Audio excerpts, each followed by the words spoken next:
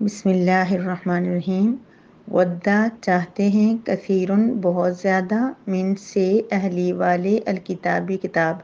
من اہل الکتابی اہل کتاب میں سے، لو کاش کے، یردونا وہ لٹا دیں، کم تمہیں، من سے بعد ایمان کے، کم تمہارے، کفارن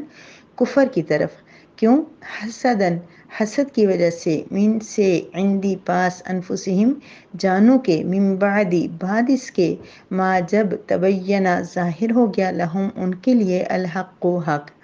فاعفو پس آپ معاف کر دیجئے، واسفحو اور درگزر کیجئے، حتیٰ یہاں تک کہ، یأتیا لے آئے، اللہ تعالیٰ، بِامرہ اپنا حکم، انا بے شک، اللہ تعالیٰ، علی پر، کلی ہر شیء چیز، قدیر قدرت رکھنے والا ہے۔ ود کثیر من اہل الکتاب اور اہل کتاب میں سے بہت سے ایسے ہیں جو یہ چاہتے ہیں، لو یردونکم من بعد ایمانکم کفارا، کہ وہ تمہارے ایمان کے بعد تمہیں کفر کی طرف دوبارہ لٹا دیں، حسدا من عند انفسہم من بعد ما تبین لہم الحق،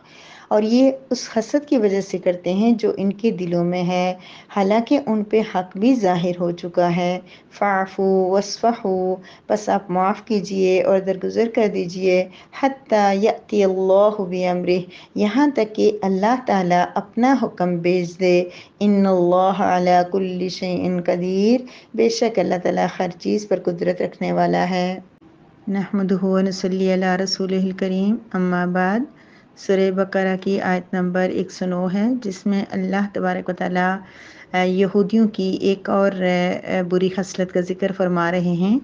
اور مسلمانوں کو، صحابہ کرام کو متنبہ فرما رہے ہیں کہ ان لوگوں کی ایک بڑی خواہش ہے اور تم نے وہ خواہش پوری نہیں کرنی۔ وہ کیا ہے کہ اللہ پاک بیان فرما رہے ہیں کہ جو اہل کتاب ہیں، اہل کتاب کے اندر یہودی عیسائی دونوں آتے ہیں، لیکن زیادہ جو ہے مدینہ منورہ میں یہودی رہتے تھے۔ تو اللہ پاک یہ بیان فرما رہے ہیں کہ وہ جو اہل کتاب ہیں، ان میں سے جو خصوصاً یہودی ہیں جن کا آپ سے واسطہ پڑتا ہے، تو وہ یہ چاہتے ہیں کہ تم ایمان کے بعد دوبارہ جو مسلمان ہو چکے ہو، ایمان قبول کر چکے ہو، نبی کریم صلی اللہ علیہ وسلم کے دوست اور ساتھی بن چکے ہو، تم اپنے ایمان کو چھوڑ کے، اپنے دین کو چھوڑ کے دوبارہ ان کے کفر کی طرف پلٹ جاؤ۔ اس کے لیے وہ کیا کرتے ہیں؟ وہ بہت زیادہ کوششیں کرتے تھے۔ کیا کوشش تھی ان کی؟ سب سے بڑی بات یہ تھی کہ وہ کچھ اشکالات جو ہے صحابہ کرام کے، جو نیو مسلم تھے، ابھی بھی اسلام لائے تھے، ان کے ذہنوں میں، ان کے دلوں میں اشکالات ڈالتے تھے، سوالات کرتے تھے۔ اس کی بہت زیادہ لمبی ڈیٹیل ہے کہ کیا سوالات تھے ان کے، کیا باتیں تھیں، لیکن صحابہ تھے تو انسان، کبھی کبھی ان کے ذہن میں وہ سوالات آ جاتے تھے، جس طرح گزشتہ آیت مبارکہ کے اندر آپ نے پڑھا تھا کہ پھر وہ نبی کریم صلی اللہ علیہ وسلم سے آ کے سوال کرنے لگتے تھے۔ تو یہی بات اس آیت مبارکہ کے اندر بھی اللہ تبارک و تعالیٰ سمجھا رہے ہیں۔ اللہ پاک بیان فرما رہے ہیں کہ یہ جو اہل کتاب ہیں، ان کی لو کا مطلب کاش، حسرت، تمنا، خواہش، بہت بڑی ان کی تمنا یہ ہے کہ جو لوگ اللہ کے رسول کی بات مان کے اللہ پر ایمان لا چکے ہیں، جو اپنی آخرت کو سنوارنے کی کوشش کر رہے ہیں، ان لوگوں کو کسی طرح دین سے ہٹا دیا جائے، ان کو دین سے پھیر دیا جائے، اور اس سے بہت زیادہ یہ خوش ہوں گے۔ تو کیا ہے کہ آج بھی یہی ہے کہ پوری دنیا، تو یہود و نصارہ سب مل کے اسی کوشش میں لگے ہوئے ہیں کہ جو لوگ مسلمان ہیں، جو ایمان والے ہیں، جو اللہ اور اس کے رسول اور قرآن کریم کو مانتے ہیں، کوئی ایسا طریقہ ہو، کوئی ایسا ذریعہ ہو کہ جس سے یہ لوگ ایمان ان کا خراب ہو جائے، ایمان سے پلٹ جائیں، کفر کی طرف آ جائیں۔ تو اس کے لیے سب سے بڑا حربہ جو وہ استعمال کر رہے ہیں وہ سوشل میڈیا ہے، فیس بک ہے، یوٹیوب ہے۔ اس کے اندر انہوں نے ایسے ایسے اسکالرز، ایسے ایسے لوگ بٹھائے ہوئے ہیں، آپ لوگ اس کا تصور بھی نہیں کر سکتے۔ وہ بچوں کو لیتے ہیں بچپن میں، جب بچہ پیدا ہوتا ہے اس کو لے کے، اس کی تعلیم، اس کی پڑھائی سب کچھ کر کے، اس کو اسلامی علم بھی سارا دے کے اس کو تیار کرتے ہیں، اور پھر وہ اپنی ذہن سے بنائی ہوئی چیزیں جن سے ہمارا ایمان خراب ہو، ہمارا دین خراب ہو، ایسی بہت ساری چیزیں وہ بنا کے پھر ہمیں پیش کرتے ہیں۔ اور آج کا نوجوان جس کے پاس وقت بھی بہت زیادہ ہے، موبائل بھی ہے، ایپس بھی ہیں، سب کچھ ہے، وہ یہ نہیں پتہ ہوتا ان کو کہ یہ بتانے والا کون ہے، کیسا ہے۔ فری ٹائم ہوتا ہے، بیٹھے ہوتے ہیں، سرچ کرتے کرتے اوپر نیچے فنگر گھماتے گھماتے کبھی ان کو کچھ نظر آ جاتا ہے، کبھی کچھ، اور پھر وہ کسی سے متاثر ہو جاتے ہیں اور پھر اس کو سننا شروع کر دیتے ہیں، اور کرتے کرتے پھر پہلے وہ سوالات اٹھاتے ہیں، پہلے شک پیدا کرتے ہیں اپنے دل میں، پھر کبھی پیرنٹس سے سوالات کرتے ہیں، پیرنٹس کے پاس جواب ہوتا نہیں ہے، علم ہوتا نہیں ہے، وہ ان کو مطمئن نہیں کر پاتے، وہ پھر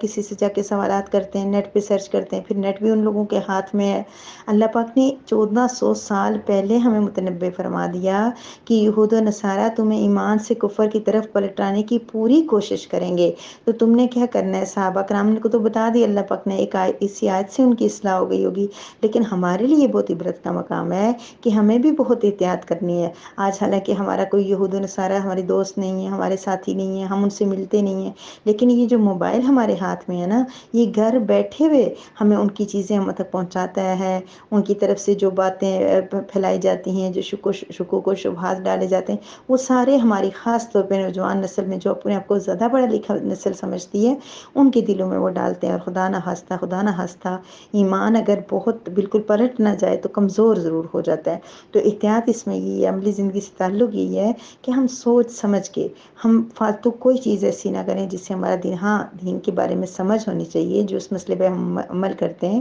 اس کے بارے میں اگر ہم نے کچھ دیکھنا ہے سننا ہے کریں، لیکن مستند دیکھ سن کے، ہر ایک کو سننا، ہر جگہ سے سننا، پھر اس کے بارے میں اس کے بعد اپنے قرآن پہ اعتراضات اٹھا دینا، کر دینا، یہ بالکل غلط ہے۔ تو اللہ پاک فرما رہے ہیں کہ کیوں وہ ایسا کر رہے ہیں، اہل کتاب ایسا کیوں کر رہے ہیں؟ حسد من عند انفسہم، اپنے دل میں حسد کی وجہ سے۔ تو وہ تو آپ کو پتہ ہے کہ حسد کیا تھا، اتنی سی بات پہ انہوں نے اپنی آخرت خراب کر ڈالی کہ اسماعیل علیہ السلام کی اولاد سے محمد کیوں آئے ہیں، اسرائیل کے اولاد سے کیوں نہیں آئے، اتنی بات پہ، حالانکہ بنی اسرائیل علیہ السلام کی اولاد میں سے کتنے نبی آگے تھے، لیکن نہیں، اس حسد کی وجہ سے، حالانکہ من بعد ما تبین لهم الحق، حالانکہ ان پر حق بھی ظاہر ہو چکا تھا، کیوں ظاہر نہ ہوتا؟ جو صحابہ مسلمان ہوئے تھے یہ تو کافر تھے، تو مشرک تھے، ان کے اوپر اگر حق ظاہر ہو گیا، نبی کریم صلی اللہ علیہ وسلم کو دیکھ کے یہ لوگ ایمان لے کے آگے، تو بنی اسرائیل کیوں نہ لاتے؟ کیونکہ بنی اسرائیل کے پاس تو پہلے سے کتابیں موجود تھی،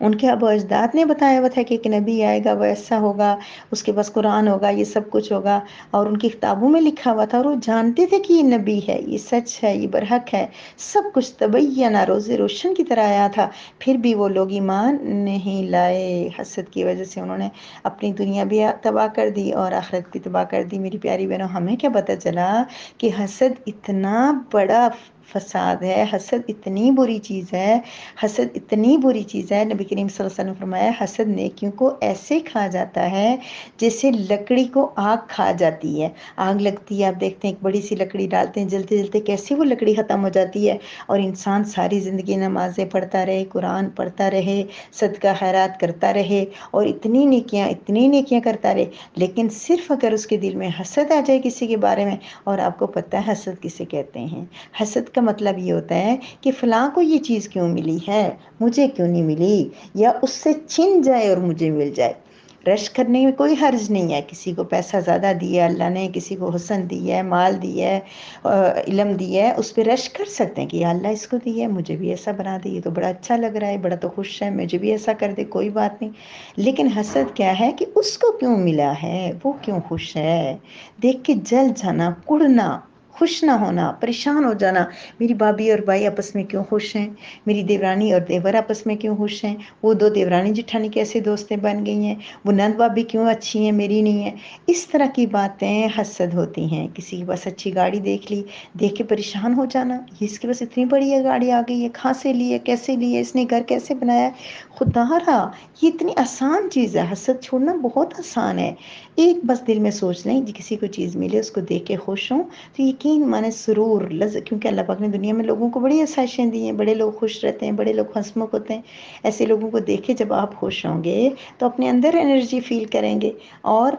پھر یہ کہ اللہ پاک وہی چیزیں آپ کو بھی کبھی نہ کبھی ضرور دے دے گا۔ یہ اللہ پاک کا وعدہ ہے کہ جو دوسروں کو دیکھ کے خوش ہوتا ہے، دعا دیتا ہے، اللہ تعالیٰ اس کو ضرور وہ چیز دیتے ہیں انشاءاللہ۔ تو بہرحال یہ حسد نے ان کا اتنا نقصان کیا، تو اگر ہم نے بھی کسی سے حسد کر لیا نا تو ہمارا بڑا نقصان ہو جائے گا۔ ہم نے آج اپنی یہی اصلاح کرنے کہ ہم نے حسد نہیں کرنا. کبھی بولے سے شیطان ڈال بھی دیتا ہے، حسد ڈال دیتا ہے، بیٹھے بیٹھے کہتا ہے او یہ اتنی بڑی گاڑی اس کی، یہ اتنا بڑا گھر کہاں سے آیا، کیسے آیا، کیوں آیا. نہیں، جب ہم کسی کو دیکھیں بارک اللہ، اللہ برکت دے، اللہ اس کو خوش رکھے، اللہ اس کو زندگی دے، اللہ اس کے نصیب میں کرے، ایسی دوائیں دیں گے تو اللہ پاک کی ذات خوش ہو کے ہمیں بھی ان ساری چیزوں سے نوازے گی انشاءاللہ. تو حسد نہیں کرنا، حسد بہت بڑی چیز، بری چیز ہے. ان لوگوں نے صرف حسد کیا تھا یہود و نصارہ نے، اور وہ دنیا میں بھی بے شک ان کو وقتی کچھ آسائشیں آرام راحت ملی ہے، لیکن آخرت ہمیشگی والی زندگی ان کی ضائع ہو گئی. اور ایک اور بات اللہ پاک کیا کہہ رہے ہیں، یہ جو اہل کتاب ہیں یہ آپ کو ایمان سے اللہ سے دور کر کے کفر میں لے کے جانا چاہتے ہیں، لیکن اللہ مسلمانوں کو کیا کہہ رہے ہیں، اللہ ان سے کیا کہہ رہے ہیں، فاعفو، معاف کر دو، وصفحو، درگزر کر دو.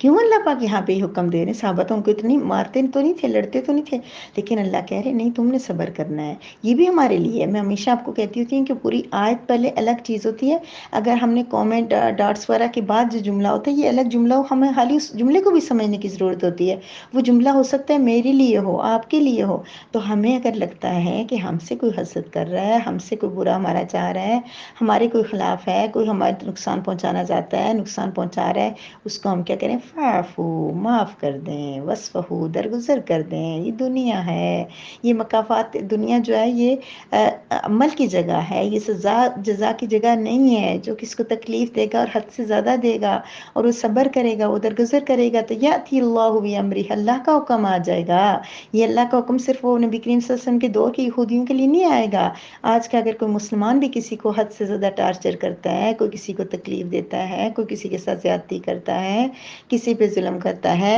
اور وہ دوسرا چپ ہو جاتا ہے، برداشت کرتا ہے، صبر کرتا ہے، کہتا ہے میرے اللہ دیکھ رہا ہے، میرے اللہ میں تیری رضا کے لیے صبر کر رہی ہوں، میں جھگڑا نہیں کروں گی، تو اس میں راضی ہوتا ہے، میں درگزر کروں گی کیونکہ تجھے یہ پسند ہے. پھر انسان جب جھگڑے سے بچ جاتا ہے اور صبر کے گونٹ پی لیتا ہے تو یاتی اللہ بامرہ، اللہ خود اپنا فیصلہ پہنچا دیتا ہے. اللہ تعالیٰ خود مکافات عمل ان کے لیے چوز کر لیتا ہے. لیکن اس صبر اور اس کی وجہ سے ہمیں کیا ہوتا ہے، جس نے صبر کیا اس کو پھر اجر بھی مل جائے گا اور بے تحاشا مل جائے گا. اور ان کو بھی کہہ رہے ہیں اللہ تعالیٰ نبی کریم صلی اللہ علیہ وسلم کے صحابہ کو، نبی کریم صلی اللہ علیہ وسلم کو، کہ یہ لوگ آپ کو تنگ کر رہے ہیں لیکن آپ ان کو معاف کر دیں، درگزر کر دیں، تاکہ آپ کی نیکیوں میں اضافہ ہو جائے. اور انہوں نے جو کیا ہے اس کا بدلہ تو اللہ ان کو دے کر رہے گا. کیوں؟ ان اللہ علی کل شیء قدیر. اگر ہم قدرت نہیں رکھتے، ہم بدلہ نہیں لے سکتے، ہم جواب نہیں دے سکتے، تو اللہ تعالیٰ تو قدیر ہے، اللہ تو قادر ہے، اللہ ہر چیز پر قدرت رکھتا ہے. ہر ایک کو ہر ٹائم میں جب چاہے گا جیسے چاہے گا دے دے گا. لہٰذا ہمیں صرف اپنا ایمان پختہ کرنا ہے، ہم نے صرف اپنے اللہ پہ یقین کو پختہ کرنا ہے. ہمارا رب ہے، ہمارا اللہ ہے جو ہمارے ساتھ ہے. تو اللہ کے اوپر بھروسہ اور یقین جب ہمارا ہو جائے گا، نہ کسی کا حسد ہمیں تکلیف دے سکے گا، نہ کسی کا نہ ہمیں کوئی نقصان پہنچائے گا، نہ کسی کی ہمارے خلاف سازشیں کسی کو نقصان پہنچائیں گی، نہ کسی کے ہمارے خلاف گیبتیں کوئی فائدہ دیں گی، کوئی چیز بھی نہیں ہوگی. لیکن نہ خود ہم کسی کو کوئی تکلیف دینے والے بنیں اور نہ اپنے خلاف کچھ کرنے والوں کے لیے کچھ کریں، تو ڈبل اجر مل جائے گا. وآخر الدعوانا ان الحمد للہ رب العالمین.